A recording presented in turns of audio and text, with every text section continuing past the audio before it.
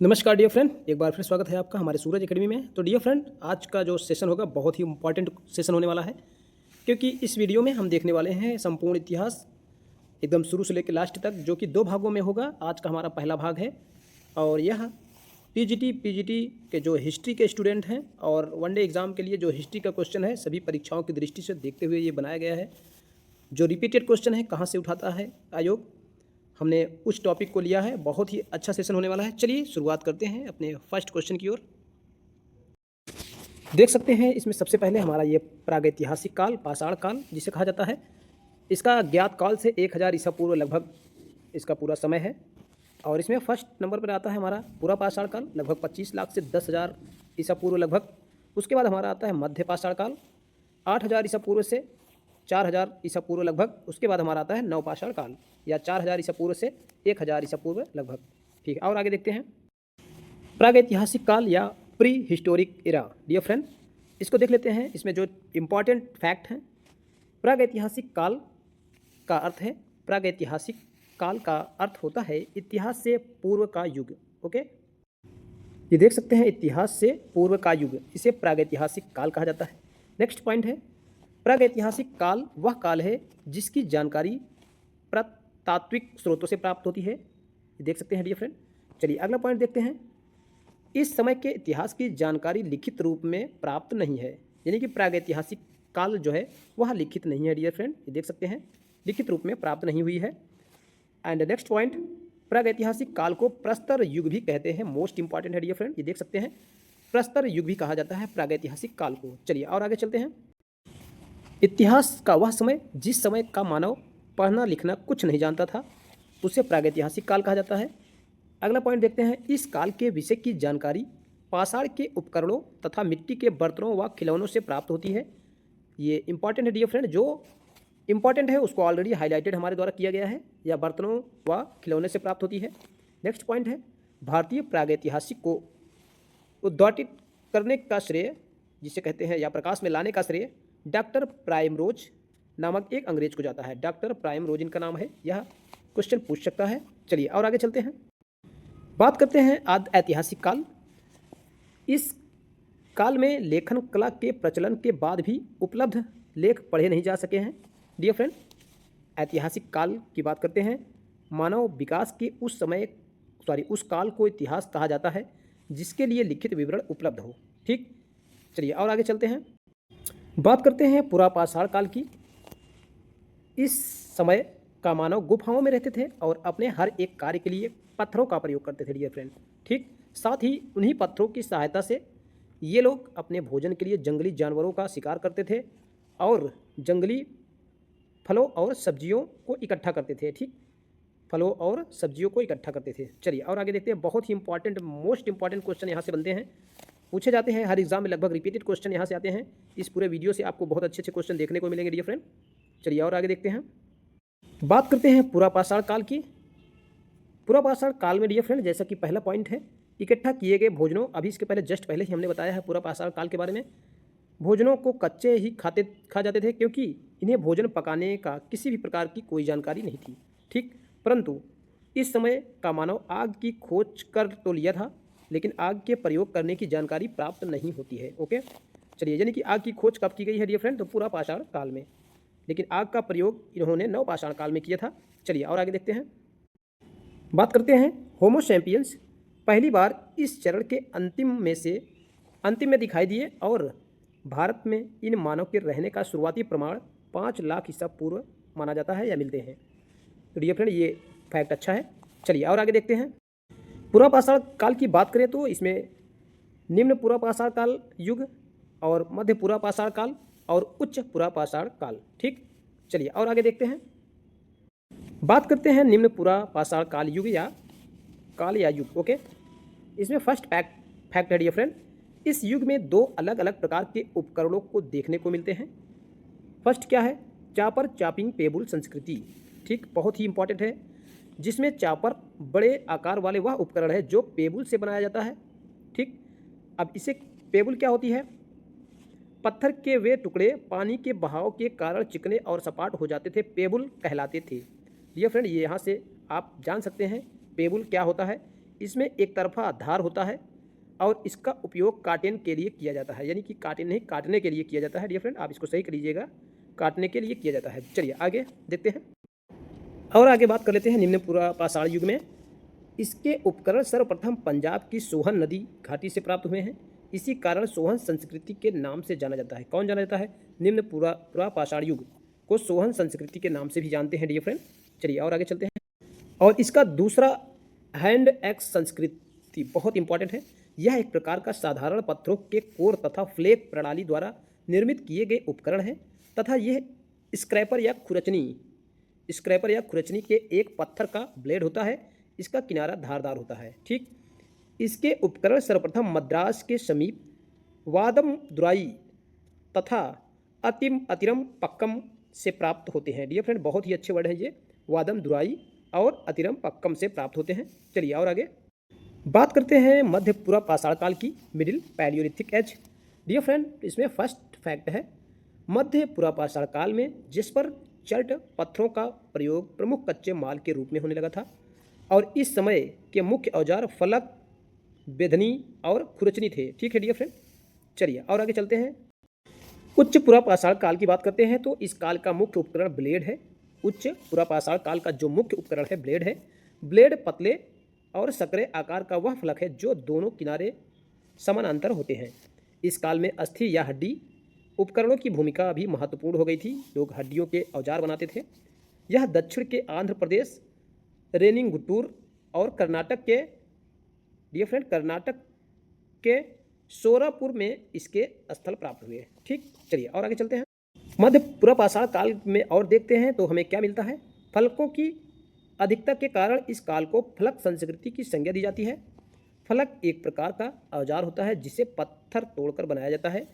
ठीक, इसके प्रमुख स्थान उत्तर प्रदेश में चकिया वाराणसी में स्थित है, मिर्जापुर के बेलन घाटी, मध्य प्रदेश के भीमबेटका गुफाओं और सोन घाटी राजस्थान के बागान से इस काल के उपकरण प्राप्त होते हैं। ठीक है डियर फ्रेंड, कहाँ से प्राप्त होते हैं? सोन घाटी राजस्थान के बागान से इस काल के उपकरण प्राप्त होते हैं। चलिए और आगे चलते हैं। मध्य पाषाण काल जो 8000 ईसा पूर्व से 4000 ईसा पूर्व लगभग है। मध्य पाषाण युग का आरंभ 8000 ईसा पूर्व के आसपास माना जाता है डियर फ्रेंड। इस युग में जलवायु गर्म और शुष्क हो जाने के कारण मानव के रहन सहन में परिवर्तन हुआ और जीव जंतुओं और वनस्पतियों में बदलाव हुआ। बहुत ही अच्छा है। चलिए और आगे, और इस जिससे इंसानों के लिए नए क्षेत्रों में जाना संभव हुआ डियर फ्रेंड। चलिए और आगे देखते हैं। इसी में बात करते हैं। साथ ही साथ इस काल में औजार बनाने की तकनीकी में परिवर्तन हुआ और कार्डजाइट के अलावा कुछ छोटे पत्थरों का उपयोग किया जाने लगा जिससे शिकार करने के तरीकों में भी बदलाव हुआ। ठीक, इस समय मानव पशु या कुत्ता पालन के साक्ष्य आदमगढ़ मध्य प्रदेश और बागोर राजस्थान से मिलता है। डियर फ्रेंड सबसे पहले मानव जो है कुत्ता को पाला या पशु में कुत्ता था, जिसका साक्ष्य आदमगढ़ मध्य प्रदेश में जो स्थित है और बागोर राजस्थान में स्थित है, वहाँ से प्राप्त होता है। चलिए और आगे और बात करते हैं। तो इस युग के रहन सहन की जानकारी पत्थरों की गुफाओं में दीवारों पर बनाए गए चित्रों की नक्काशी से मिलते हैं और साथ ही साथ इस युग में प्रयोग होने कृष्ण लोहित मृदभांड या काले और लाल रंग के मिट्टी के बर्तन प्रयोग के साक्ष्य के रूप में मिलते हैं। ठीक, चलिए और आगे चलते हैं। और इसमें बात करते हैं उत्तर प्रदेश इलाहाबाद के प्रतापगढ़ से छोटी बस्ती के साक्ष्य मिले हैं। इसके साथ साथ अतिरिक्त अनेक छोटी भट्टियाँ, झोपड़ी, फर्श तथा दाह संस्कार के प्रमाण भी मिलते हैं और यहाँ से मानवीय आक्रमण के युद्ध का प्राचीनतम साक्ष्य प्राप्त हुआ है डियर फ्रेंड। चलिए और आगे चलते हैं। और इस काल में मानव अस्थि पंजर का सबसे पहले अवशेष तथा हड्डियों के आभूषण प्रतापगढ़ उत्तर प्रदेश के सराय नाहर राय महदहा नामक स्थान से प्राप्त हुआ था। साथ में यहाँ से 12 सिंघा, भैंस, हाथी, सुअर, कछुए और पत्तियों के अवशेष मिले हैं। ठीक, यहाँ से अनेक समाधान मिले हैं जिसमें 2 व्यक्तियों को एक साथ दफनाया गया है डियर फ्रेंड। कहाँ से? यह महदहा नामक स्थान से प्राप्त हुआ है जो कि उत्तर प्रदेश के प्रतापगढ़ के सराय नाहर राय में स्थित है। ठीक, चलिए और आगे चलते हैं और बात करते हैं। बुरजहोम कश्मीर से मालिकों के साथ कुत्ते को दफनाने का साक्ष्य मिलता है। ठीक, आप देख पा रहे हैं चित्र में, इनके साथ कुत्तों को भी दफनाया जाता है। और राजस्थान के भीलवाड़ा जिले में स्थित बागौर से जंगली और पालतू दोनों प्रकार के पशुओं की जली हुई अस्थियां मिलती हैं। ठीक, चलिए और आगे देखते हैं। बात करते हैं इस काल के प्रमुख केंद्र जो हैं बेतवा घाटी, सोन घाटी मध्य प्रदेश में स्थित है, कृष्णा घाटी कर्नाटक में स्थित है, बेलन घाटी उत्तर प्रदेश में स्थित है, नेवासा महाराष्ट्र में स्थित है। ठीक। और भारत में मध्य पाषाण काल के विषय में जानकारी C.L. कालाई ने 1857 ईस्वी विंध्य क्षेत्र खोज निकाले। ठीक है। चलिए और आगे, इंपॉर्टेंट फैक्ट है ये, इंपॉर्टेंट है डियर फ्रेंड, इसको आपको याद रखना है। चलिए और आगे चलते हैं। अब बात करते हैं नवपाषाण काल की, जिसका समय है 4000 ईसा पूर्व से 1000 ईसा पूर्व लगभग। डियर फ्रेंड, नवपाषाण या नियोलिथिक शब्द का प्रयोग सबसे पहले सर जॉन लुबाक ने 1885 में प्रकाशित पुस्तक प्री हिस्टोरिक टाइम में किया था। ठीक। इस समय मानव पूरा पाषाण और मध्य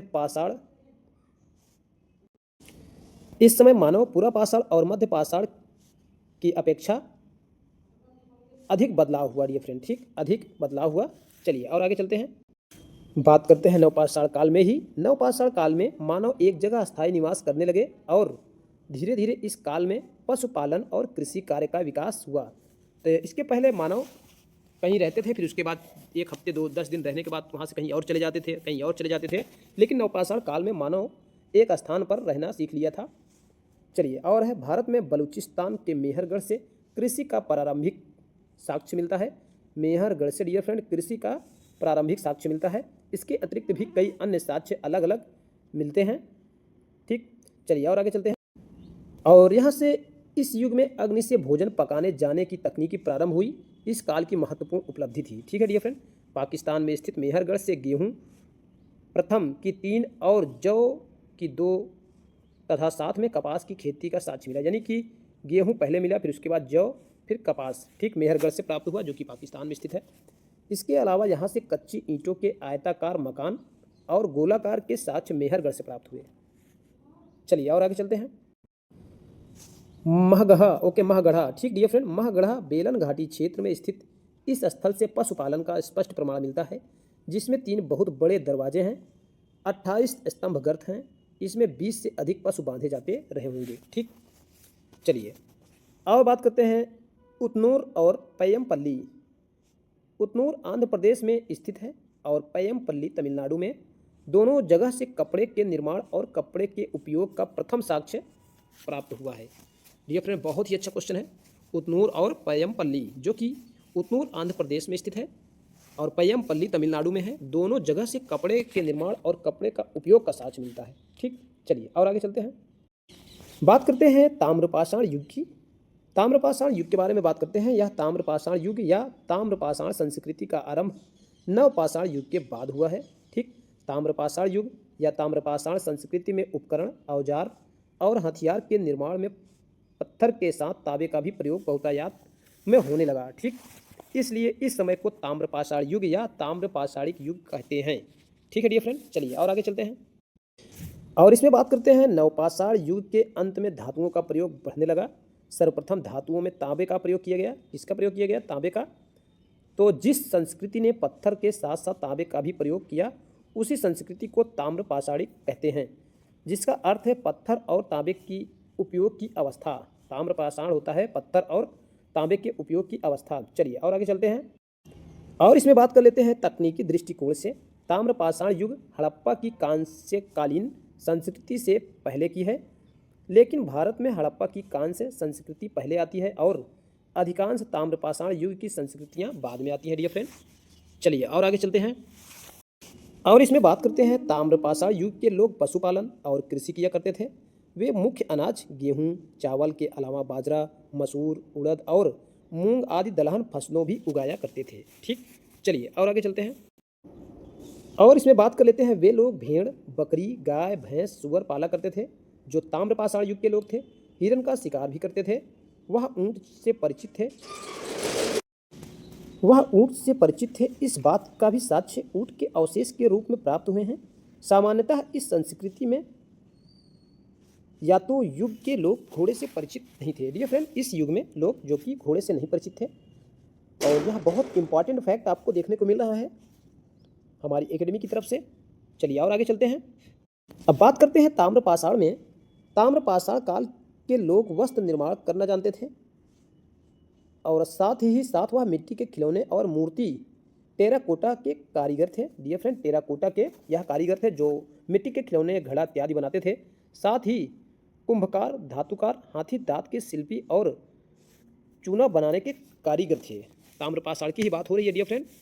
अब ताम्रपाषाण युग से बहुत ही इंपॉर्टेंट फैक्ट आपको मिले हैं जो कि आपको याद रखना है। चलिए और आगे चलते हैं डियर फ्रेंड। बात करते हैं ताम्रपाषाण युगीन बस्तियां। सबसे पहले देखेंगे हमारी पश्चिम मध्य प्रदेश, मालवा और कैथा, मंडला, एरण। ठीक, चलिए और आगे बता देते हैं आपको। अब देख सकते हैं पश्चिमी महाराष्ट्र में जो जोखे, नेवासा, सोनगांव और दैमाबाद, अहमदनगर। ठीक, बात करते हैं चंदौली, कोल्हापुर, इनाम गांव। इस युग की सबसे बड़ी बस्ती यहीं मिली है जो कि पुणे में है डियर फ्रेंड, इनाम गांव। चलिए और आगे देखते हैं। चलिए बात करते हैं सिंधु घाटी सभ्यता की। सिंधु घाटी सभ्यता को सिंधु नदी के आसपास बसे होने का कारण ही सिंधु घाटी सभ्यता या सिंधु सभ्यता कहा जाता है। और साथ ही इसे हड़प्पा सभ्यता तथा हड़प्पीन सभ्यता आदि नामों से भी जाना जाता है। चलिए और आगे देखते हैं। सिंधु घाटी सभ्यता के कई विद्वान का मत है कि सिंधु सभ्यता को हड़प्पा सभ्यता पुकारना ज़्यादा उचित है, क्योंकि हड़प्पा सभ्यता का प्रमुख केंद्र है। जो हड़प्पा इस सभ्यता का प्रमुख केंद्र है। तो कुछ का मत है क्योंकि हड़प्पा की खोज सर्वप्रथम की गई थी, अतः इसे हड़प्पा सभ्यता कहा जाए। अलग अलग वैज्ञानिकों का मत था या। और आगे देखते हैं। चलिए और बात करते हैं सिंधु घाटी सभ्यता के बारे में। सिंधु घाटी सभ्यता को अंग्रेजी भाषा में इंडस वैली सिविलाइजेशन के नाम से जाना जाता है। सिंधु सभ्यता अपने समय की सबसे आधुनिक और सुविकसित सभ्यता थी। हड़प्पा सभ्यता के लोग बहुत ही सुनियोजित और सुविकसित कस्बों एवं नगरों में रहा करते थे। चलिए और आगे देखते हैं। जहाँ बड़े बड़े भवन, सभागार, स्नानागार, कारागार व कच्ची व पक्की ईंटों से बने घर, चौड़ी सड़कें आदि स्थित थीं। ठीक, सिंधु घाटी सभ्यता में। चलिए और आगे बात करते हैं सिंधु घाटी सभ्यता के प्रमुख स्थल डियर फ्रेंड। मोस्ट इंपॉर्टेंट होने वाला है, आप इसको लिख के रखिएगा। सबसे पहले हम मोहनजोदड़ो की बात करते हैं। इसकी खुदाई वर्ष 1922 में राखाल दास बनर्जी द्वारा कराई गई थी। मोहनजोदड़ो का अर्थ होता है मृतकों का टीला। ठीक, यह सिंधु नदी के किनारे बसा हुआ है। यह सिंध पाकिस्तान के लरकाना जिले में मौजूद है। डियर फ्रेंड, बहुत ही अच्छा टॉपिक चलने वाला है अब आपका, जो कि सिंधु घाटी सभ्यता के प्रमुख स्थल की बात की है मैंने। चलिए और आगे देखते हैं। अब बात करते हैं प्राप्त जो साक्ष्य हैं। सूती कपड़े के अंश, महास्नानागार, पुरोहितों के आवास, सभागार, कांसे से बनी नर्तकी की नग्न मूर्ति, तांबे का ढेर, पशुपति शिव का साक्ष्य, घोड़े के दांत, सेलखड़ी से बना बाट, चिमनी, साधु की मूर्ति आदि सिंधु घाटी सभ्यता के प्रमुख स्थल हैं। और प्राप्त साक्ष्य के बारे में हमने बात किया। यहाँ से क्वेश्चन आपको मिलता है देखने को। चलिए और आगे देख लेते हैं क्या है। अब बात करते हैं हम कालीबंगा की। इसकी खुदाई वर्ष 1953 में अमलानंद घोष द्वारा तथा बी के थापर द्वारा 1960 में कराई गई थी। कालीबंगा का अर्थ होता है काले रंग की चूड़ियाँ। ठीक, यह स्थल राजस्थान के गंगानगर जिले में घग्गर नदी के किनारे बसा हुआ है डियर फ्रेंड। कालीबंगा के जो इंपॉर्टेंट फैक्ट थे हमने इसको हाईलाइट किया है। और प्राप्त साक्ष्य की बात करते हैं। कालीबंगा से जो हमें साक्ष्य मिले हैं, कच्ची ईंटें व अलंकृत ईंटें, बेलनाकार मोहरें, मेसोपोटामिया जैसी। खेती के साक्ष्य में जुते हुए खेत जहां कालीबंगा से दूर सरसों की फसल और नज़दीक पर चने की फसल बोई जाती थी। ठीक, लकड़ी के बने पाइप आदि मिले हैं। ठीक, चलिए और आगे चलते हैं। चलिए बात करते हैं हड़प्पा की सबसे मोस्ट इंपॉर्टेंट। इसकी खुदाई वर्ष 1921 में दयाराम साहनी व सहायक माधव स्वरूप वत्स द्वारा करवाई गई थी। यह पंजाब के मांटगुमरी जिले में रावी नदी के तट पर स्थित है डियर फ्रेंड। अब इसके साक्ष्य क्या हैं? साक्ष्य की बात करें तो मोहरे हैं, कब्रिस्तान है, मछुआरों का चित्र, अंकित बर्तन, ठीक, बालू पत्थर की बनी 2 मूर्तियाँ, धोती पहने एक मूर्ति, कांसे का सिक्का, शंख से बना बैल, अनाज भंडारण के कमरे जहाँ से जौ और गेहूँ प्राप्त हुए, कतार में बने श्रमिक आवास आदि। ये हड़प्पा के जो प्राप्त साक्ष्य हैं। चलिए और आगे देखते हैं। चलिए बात कर लेते हैं एक और इम्पॉर्टेंट फैक्ट, चौहुदड़ो। ठीक, चौहुदड़ो की बात करते हैं तो इसकी खोज वर्ष 1931 में NG मजूमदार द्वारा की गई थी, जिसे पुरातत्वविद मैके ने वर्ष 1935 में आगे बढ़ाया। यह स्थल सिंध पाकिस्तान में स्थित है। इसकी प्राप्त साक्ष्य की बात करते हैं। वक्राकार ईंटें मिली है यहाँ से। यह एकमात्र स्थल है जहाँ से वक्राकार ईंटें प्राप्त हुई। कहाँ से प्राप्त हुई डियर फ्रेंड? चौहुदड़ो से। और बिल्ली का पीछा करते हुए कुत्ते का साक्ष्य। सजने संवरने के लिए लिपस्टिक का प्रयोग किया जाता था। और मनके का कारखाना भी देखने को मिला था, यानी कि सबसे इंपॉर्टेंट आप यहाँ से देख सकते हैं, सजने संवरने के लिए लिपस्टिक का प्रयोग किया जाता था। ठीक, और यहाँ वक्राकार ईंटें मिली थी। ये 2 फैक्ट मोस्ट इंपॉर्टेंट है। चलिए और आगे बात करें, चौहदड़ों के बाद देखते हैं हमारा कौन सा स्थल है। चलिए बनावली की बात करते हैं, जो सिंधु घाटी सभ्यता के जो प्रमुख स्थलों में हमारा बनावली का नंबर आ गया है, बनवाली जिसे कहते हैं। इसकी खोज 1973 में RS बिष्ट द्वारा की गई थी। यह स्थल हरियाणा के हिसार जिले में स्थित है। चलिए साक्ष्य की बात करते हैं। प्राप्त साक्ष्य क्या है? तांबे का बना वाड़ाग्र व कुल्हाड़ी, हल की आकृति का खिलौना, पत्थर व ईंटों के मकान, उन्नत किस्म के जौ, सड़कों पर बैलगाड़ी के निशान आदि। ठीक, ये बनावली भी हो गया हमारा। चलिए आगे देखते हैं, बात करते हैं एक और प्लेस की, जिसका नाम है लोथल। बहुत इंपॉर्टेंट है। इसकी खोज वर्ष 1957 में रंगनाथ राव द्वारा की गई थी। यह स्थल गुजरात के अहमदाबाद जिले में भोगवा नदी पर स्थित है डियर फ्रेंड। चलिए इनकी साक्ष्य की बात कर लेते हैं। यहाँ से कौन सा साक्ष्य प्राप्त हुआ? अग्निवेदिका, पक्की ईंटों से बना नाव का नमूना, जहाज बनाने का स्थल, चावल के दाने, फारस की मुहर, ठीक, और हाथी दांत का स्केल, घोड़े की लघु मृण मूर्ति, मम्मी की आकृति, चक्की, और क्या है, अनाज पीसने के लिए जो चक्की होती है, चालाक लोमड़ी की कहानी के सबूत आदि। कहाँ से मिले हैं डियर फ्रेंड? यह लोथल से मिले हैं। चलिए और आगे चलते हैं डियर फ्रेंड। ये हमारा ये अंतिम फैक्ट था आज का, ये हमारा पहला भाग था। इसके बाद हमारा दूसरा भाग होगा, जो इंपॉर्टेंट फैक्ट होंगे। पार्ट फर्स्ट हमारा ये था वीडियो। इसके बाद की जो इंपॉर्टेंट क्वेश्चंस हैं, इंपॉर्टेंट फैक्ट है, मैं आपको अगले वीडियो में दिखाऊंगा। तब तक के लिए जय हिंद। और फर्स्ट टाइम देखते हो तो आप चैनल को सब्सक्राइब कर लीजिए। ऑल वन डे एग्जाम्स के लिए हमारे चैनल पर बहुत ही इंपॉर्टेंट सेशन चलाए जाते हैं। चलिए मिलते हैं नेक्स्ट वीडियो में, तब तक के लिए दिल से धन्यवाद डियर फ्रेंड वीडियो देखने के लिए।